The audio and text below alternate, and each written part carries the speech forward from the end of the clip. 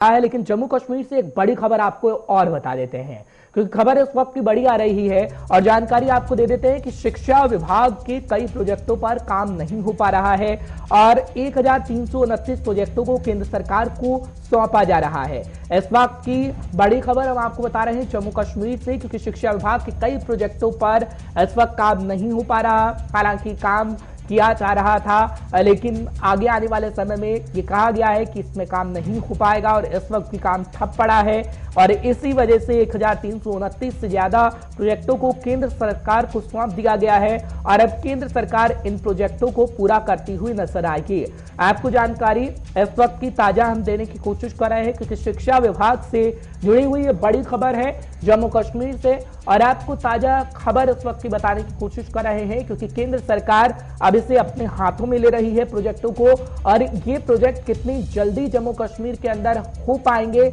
ये तो खैर वक्त ही बता पाएगा, क्योंकि तकरीबन 1000 से ज्यादा यानी 1329 कुल प्रोजेक्ट बताए जाते हैं जो कि शिक्षा विभाग की तरफ से काम नहीं हो पा रहा था। तो ये जिम्मा अब केंद्र सरकार को सौंप दिया गया है। ताजा जानकारी है, बड़ी खबर है जम्मू कश्मीर से, क्योंकि जम्मू कश्मीर में शिक्षा विभाग की अगर हम बात करते हैं तो शिक्षा विभाग पर कई सवाल भी खड़े हो रहे थे, क्योंकि उन्हें कई प्रोजेक्टों को सौंपा गया था लेकिन वो तय समय के अनुसार पूरा नहीं हो पा रहे थे, जिसके बाद ये बड़ा फैसला लिया गया है। और इस वक्त की ताजा जानकारी आपको गुलिस्तान न्यूज 5 के पंच में देने की कोशिश कर रहा है। फिलहाल खबर बड़ी है, जानकारी बड़ी है और इस वक्त हम आपको खबर बता रहे हैं कि अब केंद्र सरकार इन प्रोजेक्टों को अपने हाथ में ले रहा है। फिलहाल आसिफ रशीद इस वक्त मेरे साथ जुड़ चुके हैं, मेरे सहयोगी, उनसे ताजी जानकारी लेने की कोशिश करते हैं। आसिफ, बहुत बहुत शुक्रिया हमारे साथ जुड़ने के लिए, 5 के पंच प्रोग्राम में अपना समय देने के लिए। क्या जानकारी आप देंगे, क्योंकि शिक्षा विभाग के पास कई प्रोजेक्ट थे, काम ना हो पाया तो केंद्र सरकार को जिम्मा सौंपा गया। देखिए, ये बहुत बड़ी समस्या हमेशा से रही है। अब तक सिर्फ आरोप लगते रहे थे, लेकिन अब बहुत सारी चीजें इससे सही साबित भी हुई हैं और ये खुद सरकार ने इस बात को माना है कि कहीं ना कहीं जो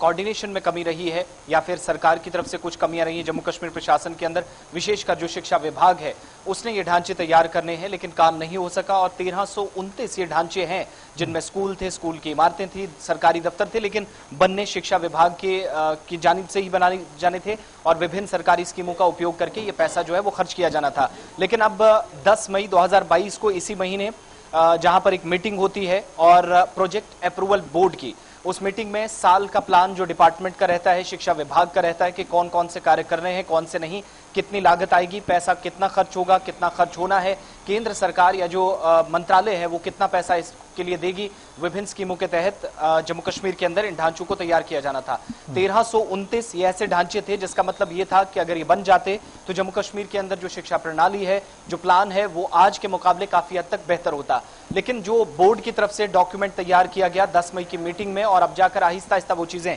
सामने आई, उसमें ये पता चला कि जम्मू कश्मीर प्रशासन कहीं ना कहीं या शिक्षा विभाग जम्मू कश्मीर के अंदर असमर्थ नजर आ रहा है। वो इस काबिल नजर नहीं आ रहा है कि 1329 ये जो काम लिए गए थे, प्रोजेक्ट्स हाथ में लिए गए थे, ये पूरे हो पाए। इसमें 3 तरह के कारण दिए गए हैं। एक तो ये बताया गया है कि इस समय कई ऐसे प्रोजेक्ट्स, कई ऐसे जो सरकार की तरफ से परियोजनाएं थी, शिक्षा विभाग ने बनानी थी, या तो उनके लिए जमीन नहीं है, अगर जमीन थी तो फिर पैसा नहीं था, या फिर आज के समय में कल तक अगर सरकार ने 10 करोड़ रुपए एक इमारत के लिए दिए थे तो आज समय गुजरने के साथ साथ क्योंकि कई डेडलाइंस पार हो गई तो वही 10 करोड़ की जगह अब जाकर 14 से 15 करोड़ खर्च होते हैं, तो उतना सरकारी खजाने में पैसा नहीं है। तीनों कारण हैं। एक तो जमीन बहुत सारे इलाकों के अंदर नहीं मिली, जो भूमि ली जानी थी जहां पर इन कार्यों को अंजाम दिया जाना था। दूसरा, प्लानिंग में शायद कमी रही जिसके कारण जो एक्चुअल फंडिंग हुआ करती थी उसमें ये स्कूल पूरे नहीं हो सकते, ये डिपार्टमेंट मानता है। और तीसरी बात, आज के समय में भी अगर पैसा सरकार की तरफ से जितना दिया गया था उसके अचानक से 15 या 20 साल या कहीं पर हमने ऐसी इमारतें भी देखी कि 10-10 वर्षों से काम नहीं हो पाया। कई ऐसे काम हैं जो आधे अधूरे पड़े हैं और कईयों पर काम शुरू हुआ है। बोर्ड के इस डॉक्यूमेंट में यह पता चला कि इनमें बहुत सारे काम आधे अधूरे हैं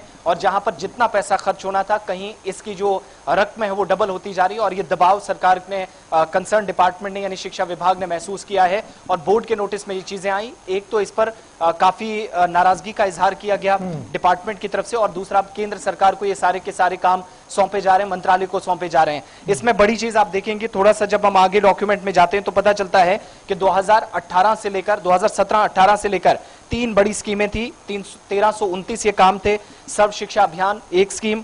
राष्ट्रीय माध्यमिक शिक्षा अभियान, आरएमसीए, आरएमएसए जिसे रमसा भी कहा जाता है, और इसके अलावा तीसरी स्कीम थी वो समग्र शिक्षा अभियान। ये 3 स्कीमें थी जिनके अंतर्गत ये काम 1329 हाथ में लिए गए थे, लेकिन ना ही फंडिंग टाइम पर, और कहीं पर अगर फंडिंग थी भी तो पैसा कम पड़ गया, ये सरकार खुद मानती है या विभाग ये मानता है कि बहुत सारी इमारतें जिनको लेकर अभी जमीन ही नहीं मिली है, भूमि ही अभी तक नहीं पता चली है कि कहां पर इनको बनाया जाना है, तो इसलिए इन कामों को वापस सौंपा जा रहा है। इसके अलावा 10 मई 2022 को वीडियो कॉन्फ्रेंसिंग में जो मीटिंग हुई उसमें बोर्ड के मेंबर्स थे, जम्मू कश्मीर शिक्षा विभाग के अधिकारी थी, और केंद्र सरकार के यानी शिक्षा मंत्रालय के जो दिल्ली से अधिकारी थे, कंसर्न लोग थे, वो इसमें बैठे थे। इसमें यह भी कहा गया कि बड़ी संख्या में 2021-22 में, यानी ये सरकार आज मान रही है, जब तक आरोप सिर्फ लग रहे थे कि कई ऐसे सरकारी काम हैं, शिक्षा विभाग के अंदर भी ऐसे कई प्रोजेक्ट्स हैं जिनको काम किया जाना भी बाकी है, कई का काम शुरू नहीं हुआ है, और अंडर प्रोसेस का नाम देकर आज भी कई मामले ऐसे लंबित पड़े हैं, जिसका मतलब ये हुआ कि शायद 5 साल, 10 साल, 15 सालों के बाद भी ये इमारतें बनेंगी,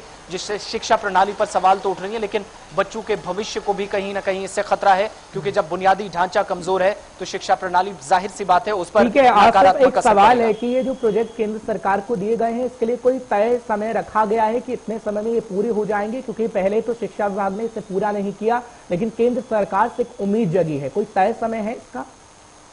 देखिए, एक प्रबंध नाम का एक पोर्टल बनाया गया है, इस पर काफी फटकार लगी है जो जम्मू कश्मीर के अंदर शिक्षा विभाग है या फिर जम्मू कश्मीर प्रशासन है। प्रोजेक्ट अप्रूवल बोर्ड जो है उसने जब डॉक्यूमेंट तैयार किया है तो उसने इस बात का भी खुलासा किया है कि कई ऐसे काम हैं जो आज के समय में चल रहे हैं लेकिन अपडेटेड नहीं है, जिसका मतलब यह हुआ कि डिपार्टमेंट ने कुछ किया ही नहीं। अगर काम किया होता तो शायद डेडलाइन भी तय कर दी जाती।